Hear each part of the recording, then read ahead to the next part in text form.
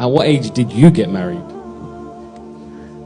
19. 19, mashallah. So I have grandchildren. I have 10 children and 3 grandchildren, direct grandchildren, and perhaps another one very soon.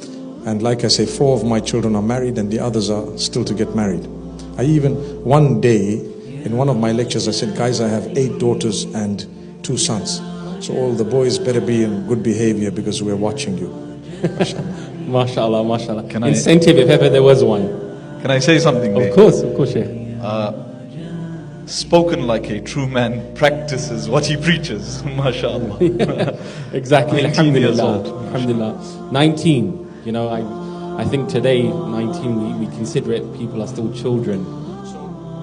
So what happens is, a lot of the times people say, well, you know what, I'm looking for someone who's got a good salary, a lovely house, a beautiful car. When I married, I had nothing. I relied fully and totally on my father. And there was nothing wrong, and it was amazing. I want to encourage the parents who are here, you know what, it's not bad to rely on someone's father. For as long as that father's not going to be interfering in your life, you will have a decent marriage. It's okay. The same parents who are now saying we need a wealthy son-in-law have had issues in their own lives when they started up and they didn't really have much. So we need to go easy on that. It's not wrong to rely on folks. I know people who've relied on their in-laws, like Musa alayhi salam.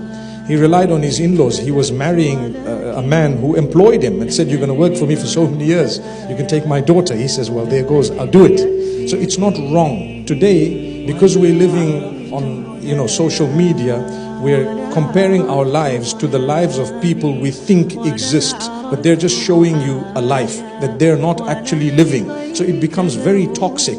And because of that, people are looking for someone who's so wealthy that anything I want, I can have anywhere I want to go and eat out.